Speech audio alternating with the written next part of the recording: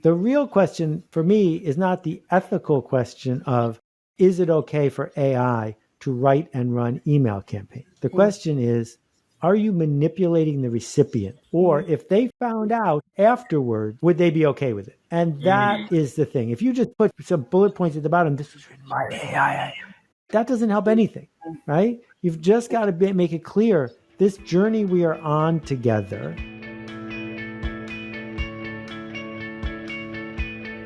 Boom. Boom. Before we start, top 10 bestseller nationwide. Come top on. 10. You did it. Congratulations. Oh my gosh. Y'all, wow. Did everybody hear me take a screenshot? Because that's what I just did. Seth, thank you. Thank you for being here with us, Floyd. I'm so honored that you guys are having this conversation with us today. It is so important. I've been watching the chat blow up all day around the nuance of AI, what it means in terms of how we ensure that we're continuing to create connection, community, belonging in this age of AI. And I cannot think of any two people who are better to have this conversation with than you two. So we have a lot to cover in a short amount of time. Are we okay for me to just dive in? Go, go, go. We already Let's do it. Snacks. Okay. So Seth, I'm curious, when you hear the term AI floating around, what's the first thing that comes to mind? I'll say mediocre in the following positive way. Mediocre means average, and AI can do mediocre work cheaper and faster than you. It can read an X-ray better. It can write ad copy better. It can control traffic better than a mediocre phoning it in individual at any of those tasks. It can completely suck out the center of most productivity markets. Okay, I love that example. And I'm sure I'm not the only one that maybe got a little tickle in her throat when you said the word mediocre, of like, what does that mean in terms of, is that the work I'm doing, or where are the places my human element is really more important? And it's interesting, like as we've watched this AI conversation really explode, I feel like there's been this other sort of related conversation around automation, right? Automation was happening way before this boom in AI, but because of our like additional awareness around AI and its capabilities, I feel like we're also simultaneously seeing a growing conversation around automation and then the relationship between the two. And so I'm curious like how you think about that, because there's the sort of mediocrity potentially of the content itself, and we can talk about that later. But then there's also the way in which AI can sort of overproduce content, whether it's good or bad. And so what do you think about that intersection? Okay, so I'm mostly here to hear you and Floyd, but I will riff one more time. Someone came up with the idea that you could increase magazine subscriptions dramatically by people using a credit card to subscribe for a magazine and then it never ending. And that one innovation transformed the magazine industry. And as soon as he did it, all these people copied him and they automated it and they optimized it. But the real innovation was thinking of it. So what we have to wrestle with is when we get it right, we're going to want to automate it. When we get it right, we're going to want to mechanize it. But first, we got to get it right. And the seduction of some of the tools we've been hearing about today and in general is other people already got it right. You just got to plug this in, right? We figured out how to send the right optimized email at the right moment to the right device. And you probably will have to adopt this average optimized approach, but no one's going to reward you for that. They're going to reward you for leaning in and doing things that might not work. Interesting. Okay. So my next question was actually going to be for Floyd, but I think that tech issue has decided to rear its head at this exact moment. Oh, here he is. Here he is. Okay. We have him. Okay. I love thinking about it that way. And I'm curious, Floyd, from a community building perspective, how do you think about like some of the biggest challenges you see both in communities of nonprofits or nonprofits individually adopting AI, but then also in terms of like what excites you the most about the potential of that in terms of building community and then maybe some of the like risks to community? Yes. It's so interesting because I love that you asked this question because I'm going to pose it back to you both as well. But I think that I'll start with the thing that it's exciting at first, One is it's cutting down a lot of the tasks that used to hold us back, right? Thinking about the content that you want to post, thinking about the polls that you want to do. I'm working out of a community and circle, and this morning I was like, let's think about, like, we're going into the end of the year, we're going into quarter 4, let's start thinking of some prompts that we can utilize, right? But then I think the other thing that I'm sure we're going to talk about a little bit more today is the unknown piece and the fear of the unknown piece, right? And people not wanting to lean into that fear, right? And I always say it's easy to be afraid of the things you don't know. If you don't know, a lot of times you don't go, right? And if you don't go, that means you're going to continue to be left behind, right? I always say that there's something called the behavior change. You have a belief, which triggers a thought, which triggers an action, which triggers a response. So if your belief is, I'm not good enough, I won't measure up with AI, AI is better than me, I might be mediocre, not the technology is not mediocre, I might be mediocre, right? Then that's going to lead you to an action of you not taking a step and leaning in, which is going to lead into a response of you still being behind. I love the conversation today, and the reason why it's called Toward Significance is, yes, the technology is significant, but you are significant as well, right? That's what makes your community because you are there. It makes your community because your soul is there. You are a part of it, right? And you're utilizing AI to just continue to enhance who you are. I always say AI ain't I. Okay, AI ain't I. Listen, all right, it's not me, and it's not you either. And so you need to utilize it. It will never replace your community, but it can be a part of enhancing your community. And I think it's all about leaning into that fear and not letting that fear stop you. And I want to pose that to you guys as well. Like, Seth, how do you feel like people can start navigating and actually like working and leaning into the transformation that AI is having in our time right now, while still seeing and acknowledging that fear? So let me tell you a story about a nonprofit that reached out to me where the person was just, quote, doing their job, and where they weren't cognizant of the fact that there are two humans involved, them and the person they're trying to talk to. There may be lots of machines in between, but sooner or later, you're talking to a human. So they sent me an obviously best practiced, optimized email that tricked me into thinking it was a personal note. And then there were 3 other parts of it that were clearly based on trickery that had scored well in the testing. The chances that they're going to trick me into a significant gift are 0. Sooner or later, I'm going to figure out they're tricking me. And all this person would say to their boss when it doesn't work is, well, I was just doing my job. I was just following the best practices, because they're on defense, right? And what we have to acknowledge is we took a pay cut to work in this industry. The thing we're working on is important. It's so important, we should be willing to fail on its behalf. And that means we should be willing to explore the frontier and deal with other people's humanity, finding their significance, treating them with respect and dignity, even if it underperforms the AI sausage maker. Because if all we're going to be able to do is match the AI sausage maker, they don't need our help. Go again, Mallory, because I have a quick question on that. So you just talked about this question, Seth, about not being tricked or not being fooled into the message that was sent to you. Let's talk about AI in terms of fear for the donors as well, right? And them wanting to see, like, we don't want a barrier to be there. So how can donors also not lean into that fear, right? Or how can donors not let that fear stop them from giving or stop them from continuing to get involved with the organization, because it's just helping?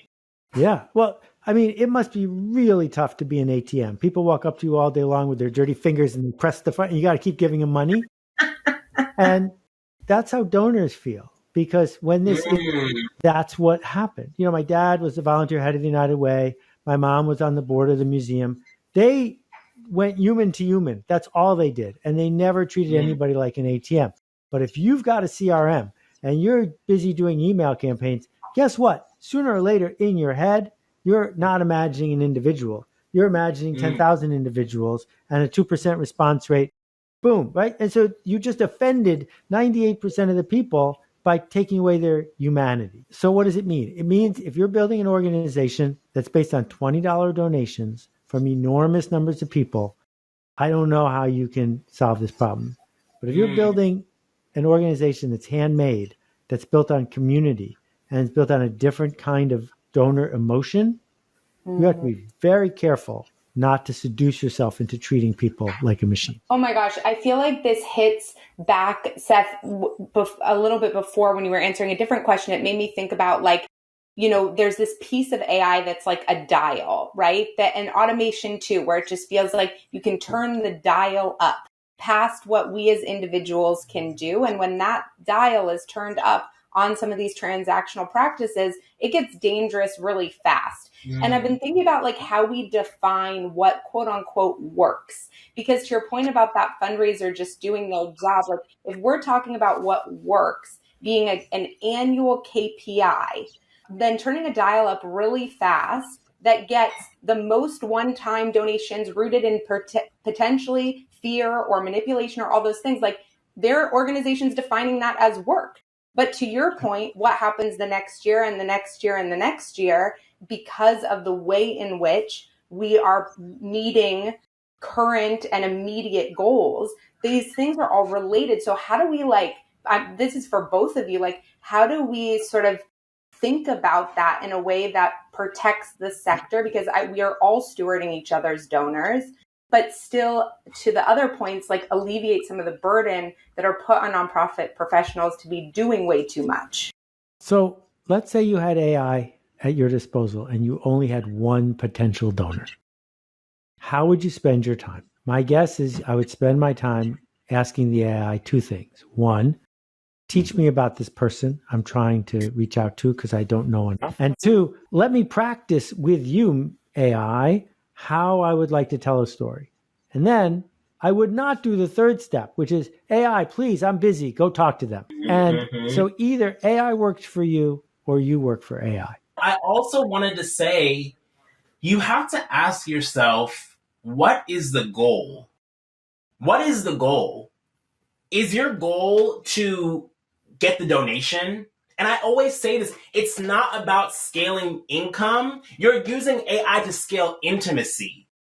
You're not here to scale income, you're here to scale intimacy. You want to use the technology to teach you what you can do so you can continue reaching out to your people. You're just cutting down the busy work, but you can't cut down the real work. Because remember what I always say, it's not just about the donation. The donation is not the end goal here. You're not working for more donors, you're working for believers. Because believers are going to take your organization to its break.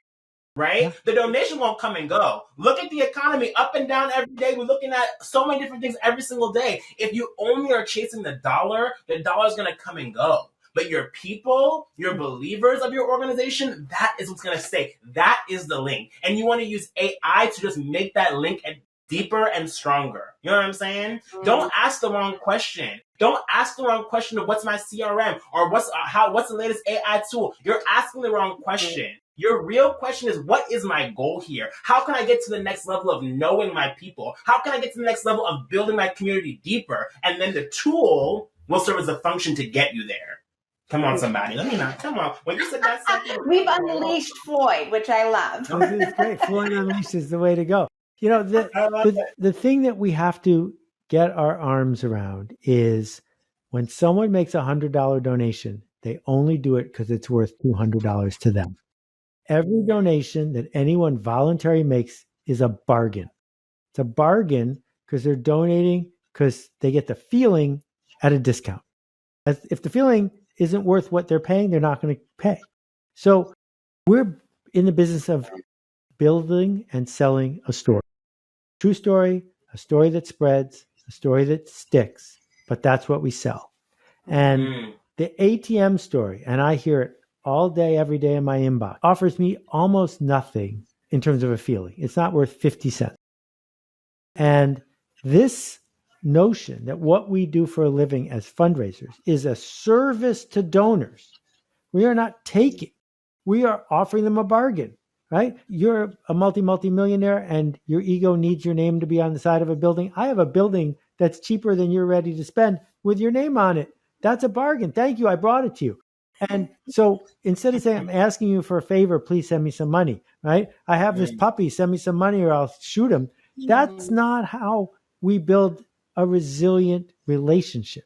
What we're here to do is to create a story that people would miss if it were gone, where they feel dignity and belonging and community and significance. And AI can help you in the back end, but you don't want to send a robot on a sales call. I love that. Mallory, if I may, I want to keep going and talk a little bit about this idea of change. And Amanda asked a question in the Q&A, which really actually aligns with the question I was going to ask. But Amanda Carr says, I'm working on my leadership team to embrace AI. How can I overcome the uncertainties they may have? Are there benefits to early adoption? And I just want to continue to click on that. Amanda's so spot on. I was doing research and I texted Mallory this. I was like, oh my God, I didn't realize how many people were just afraid. But there was a recent study that came out and it's something of like 89% of Americans are afraid of this technology and have fears. And we talked a little bit about the unknown, but we also have to talk about change and the hardship that comes with change. To Amanda's question, and this question for you, Seth, is what can nonprofiteers do when they're trying to sell their leadership, sell their board, sell the admin on embracing more AI? Okay, so on the anti-gala bandwagon for a long time, I've written about how stupid galas are. And I hear back from people at nonprofits, some of whom run them, saying, I can't get rid of the gala. My board won't let me. My team won't let me. We know it wastes our time and our donors' money. We're stuck. And two things occur to me. The first is, same way we do for our donors, highlighting just how important it is to our team that our fundraising exists. Because if it doesn't, that person's going to die of a communicable disease and that gallery is going to close. And so it's a matter of life and death.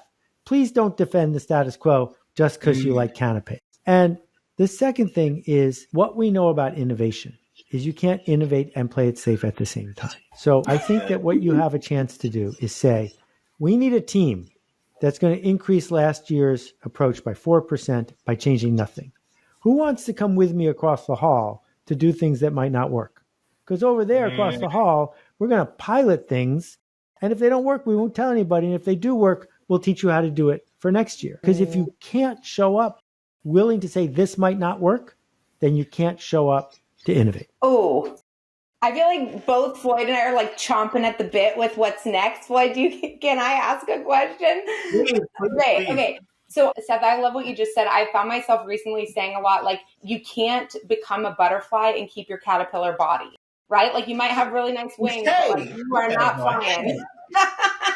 And so I love that idea that we really have a choice to make. And that choice sort of determines what's next. We can't kind of pretend like we are innovators and be refusing to change these other things. And so I appreciate that. And I love, all of your work, as you know, and I really love the role you played in establishing permission marketing. And I know that wasn't always popular.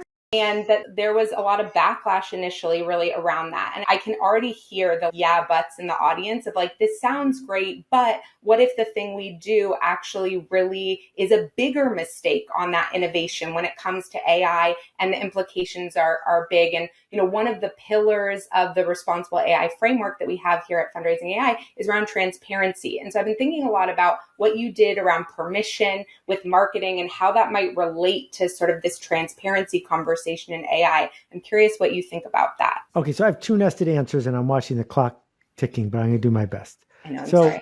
In the new book, I talk about strategy and I talk about how the world changes. So I was at Yahoo. I was not in this meeting, but I was at Yahoo when they had the chance to buy Google for $10 million. Million.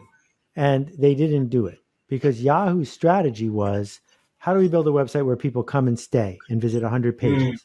And Google's strategy was, how do we build a website where people come and leave? And their strategy made sense after the year 2000. Yahoo's faded. And these moments show up all the time. Western Union had the chance to buy the phone company. I have 50 examples of this. And we get stuck because we'd rather have our thing slowly fade away than take a chance that the world has changed and we need to change our strategy. What you need to do is be very clear about what your strategy is. So to answer your AI question, I wrote every single word in my book, but I mentioned in the book, I'm very clear, I asked Claude.ai a lot of questions as I was writing it. And she challenged my writing and provoked me. If you're not doing that today, you're committing malpractice. It's very clear you should be doing that today. The real question for me is not the ethical question of, is it okay for AI to write and run email campaigns? The question is, are you manipulating the recipient? Or if they found out afterward, would they be okay with it? And that is the thing. If you just put some bullet points at the bottom, this was written by AI, that doesn't help anything, right? You've just got to make it clear, this journey we are on together. Yeah. I'll finish my story with first business I ran in college. We had a typing service and we charged like $2 a page. And this guy came in and he picked up his paper and he said, wow, it's perfect. I said, yeah, we used the word processor. He said, I didn't pay for word processing. I paid for a human to type it by hand. And we had to give him a refund because we had found an easier way to do his job. You're not going to hear from many people like that. I wouldn't worry about it. Okay, I love that. And I'm also watching the clock and also feeling my own resistance to ending this conversation, but I'm going to make myself do it. So I'm going to ask both of you like kind of a final question, which is looking ahead. If you were going to give one sentence, I know this is a big question, but if you were going to pick one sentence around sort of how nonprofits can prepare for some of the challenges that AI might hold while staying grounded in their mission and human connection, what would you recommend as our final words? I'm going to let Floyd have the last word. Is that all right, Floyd? Yes, it's all right. Okay, let's do it. Let's do it. Here we go. I think this is a moment. I get to go. If I talk now, you get the last word. That's how it works. Okay? Got it. Okay. So this is the moment for you to go back to why you started doing this in the first place. That you have been incrementally inching your way into becoming mindless automatons using systems to treat people like an ATM. Now this change agent has occurred. Your competition, and you have competition, is going to race to the bottom even faster. You can either race to the bottom or race to the top. Decide before Monday. I think that should have been the last word, Shaq. The first thing that I'll say, the thing that came to me when you asked that question, Mallory, was don't forget that people are your power. Your people are your power. It's why you show up. It's why you do what you do. It's why you got into this business to begin with. It's because of your people. And anything that gets in the way of your proximity to your people is not the path.